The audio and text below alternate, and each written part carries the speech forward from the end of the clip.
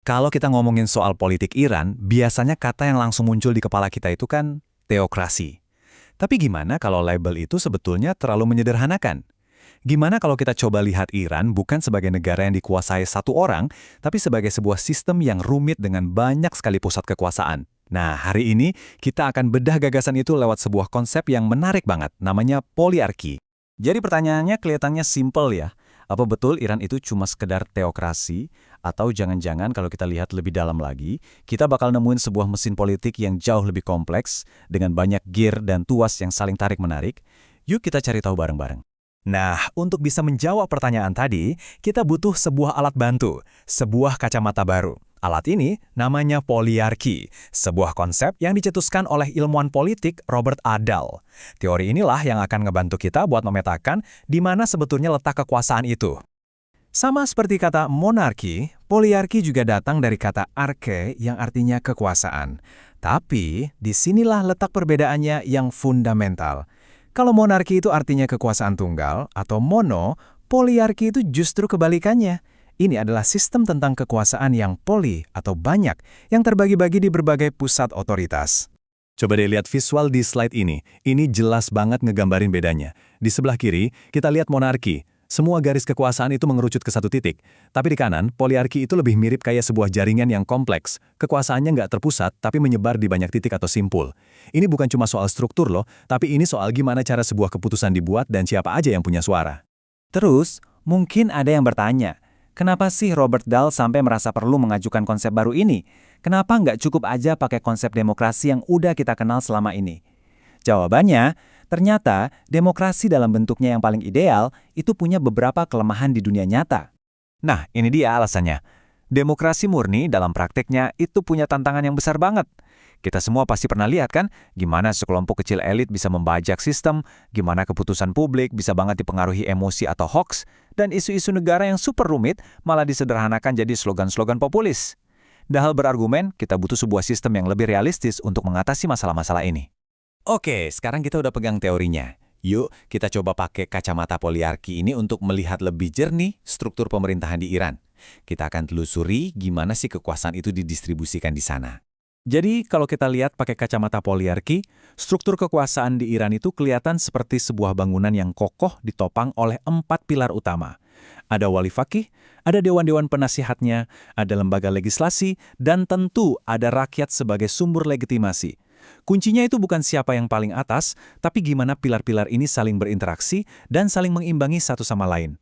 Mari kita lihat lebih dekat satu persatu. Pilar pertama, pemimpin tertinggi atau wali fakih. Nah, di sini nih sering banget terjadi kesalahpahaman. Posisi ini bukanlah seorang diktator absolut.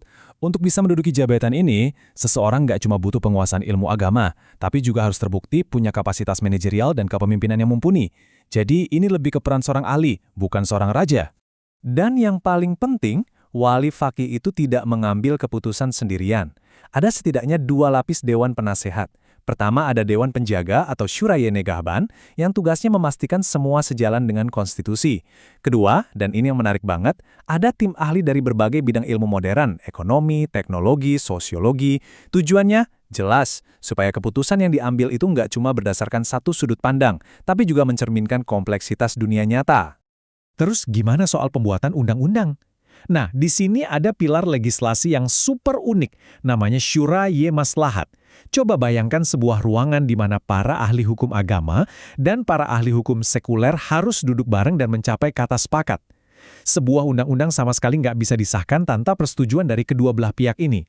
Ini adalah sebuah mekanisme kompromi yang sengaja ditanamkan langsung ke dalam sistem.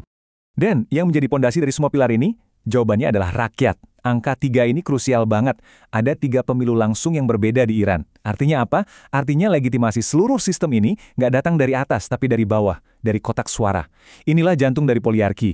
Meskipun ada banyak pusat kekuasaan yang diisi para ahli, semuanya harus tetap berakar pada pilihan rakyat. Oke, kita sudah lihat semua pilarnya. Sekarang, mari kita coba tarik benang merahnya dan hubungkan kembali ke argumen utama kita soal kedaulatan rakyat.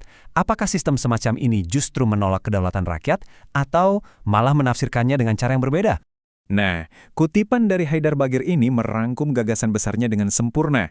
Jadi, poliarki itu bukan mau menghapus kedaulatan rakyat, sama sekali bukan. Sebaliknya, ia justru ingin melindunginya dari penyederhanaan yang bisa berbahaya.